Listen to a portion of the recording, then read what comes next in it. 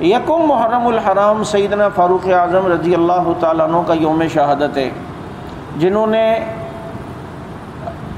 22 لاکھ مربع میل کے احاطے پر اسلام کا جھنڈا لہرایا۔ اچھا، پھر عطا اللہ شاہ بخاری رحمۃ اللہ علیہ سے کسی نے پوچھا کہ حضرت عمر رضی اللہ عنہ اور باقی صحابہ میں کیا فرق ہے؟ تو مختصر سا جواب دیا، فرمایا باقی سارے صحابہ مرید مصطفیٰ ہیں اور عمر مراد مصطفیٰ ہے، کہ اللہ کے نبی نے حضرت عمر کو مانگا ہے، اللہم اعز الاسلام بعمر ابن الخطاب، اللہ اسلام کی ترقی کے لیے عمر دے دے۔ اب عمر اسلام کی ترقی کے لیے اللہ کے نبی نے مانگا، اب ایسا ہوگا نہیں کہ عمر ملے اور اسلام کو ترقی نہ ملے، دعا کٹ کے قبول آدھی تو نہیں ہوتی نا، نبی نے تو مانگا تھا اسلام کی ترقی کے لیے، تو اب حضرت عمر مسلمان ہوئے، اب ان کے ذریعے سے اسلام کو ترقی نہ ملے، یہ تو پیغمبر کی دعا مشکوک ہو جائے گی۔ تو اللہ نے اسلام کو اتنی ترقی دی، اتنی ترقی دی کہ ایک یہودی دانشور نے لکھا کہ اگر مسلمانوں کا عمر 10 سال اور زندہ رہتا نا، پوری دنیا سے یہودیت کا بیج بھی ختم کر دیتا۔ یہ سیدنا فاروق اعظم رضی اللہ تعالیٰ عنہ جن کی شان ہر مسلمان جانتا ہے، حضرت عمر رضی اللہ تعالیٰ عنہ کے جہاں اور بہت ساری خدمات ہیں۔ میں نے پچھلے سال بھی غالباً آپ کے سامنے یہ کچھ 1-2 مسائل ذکر کیے تھے کہ حضرت عمر رضی اللہ تعالیٰ عنہ نے جو اپنی زندگی میں فیصلے کیے ہیں، تو ان فیصلوں کی برکات اگر آج آپ دیکھیں تو وہ ہمیں آج نظر آئیں گی۔ اچھا، ایک بات یہ ذرا پہلے ذہنشین کر لیں کہ جب یہ کہا جائے نا کہ یہ حضرت عمر نے فیصلہ کیا کہ جی 3 طلاق 3 ہوں گی، عورتیں گھر میں نماز پڑھیں گی، اہل کتاب کی عورتوں سے شادی نہیں کرنی اب، تو جب ہم یہ کہتے ہیں تو ہمارے ذہن میں ہوتا ہے یہ تصور کہ جی بڑا رعب تھا، بڑا دبدبا تھا، اور چونکہ اب ایک آرڈر جاری کر دیا تو کسی کو بولنے کی ہمت نہیں تھی، اس لیے جناب حضرت عمر رضی اللہ تعالیٰ عنہ کا رعب چونکہ بہت تھا اور کوئی بھی فیصلہ کر دیتے تھے، آرڈر جاری کر دیا، اب کوئی بول ہی نہیں سکتا تھا۔ ایسی بات نہیں تھی، وہاں رائے کی آزادی، اظہار رائے کی آزادی تھی، کہ جناب ایسا نہیں تھا کہ انہوں نے جو کہہ دیا اب بھائی ایسے ہی کرنا، خبردار جو میرے حکم کی، وہ ڈکٹیٹر تھوڑی تھے،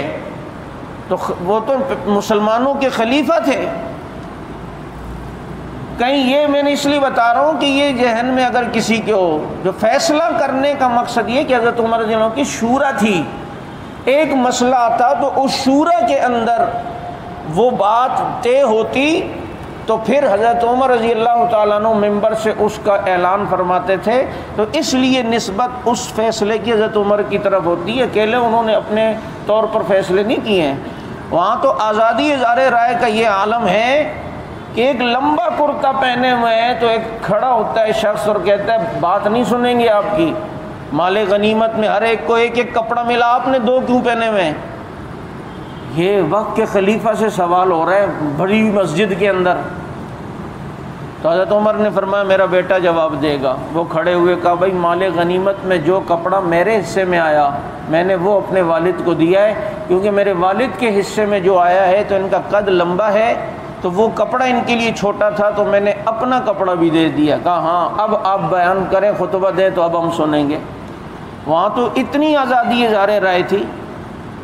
رائے کے اظہار کرنے کی اتنی آزادی کہ حضرت عمر رضی اللہ تعالیٰ عنہ ایک دن خطبے میں فرمانے لگے بھائی کوئی عورت زیادہ مہر اب نہیں لے گی۔ یہ کیا کہ عورتوں نے اتنے مہروں کی فرمائش شروع کر دی کہ جی اتنا مہر چاہیے مجھے اتنا۔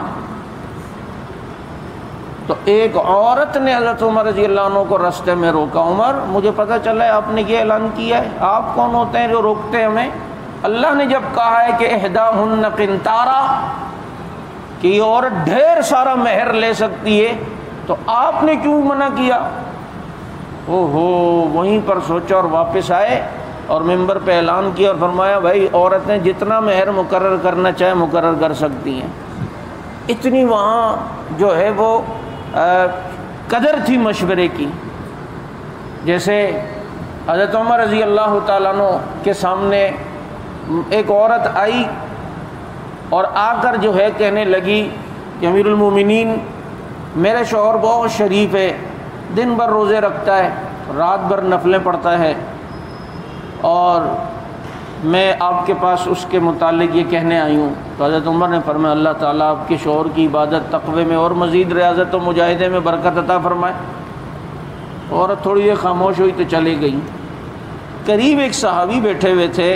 ابھی میرے ذہن میں ان کا نام نہیں آ رہا، انہوں نے حضرت عمر رضی اللہ عنہ سے فرمایا امیر المومنین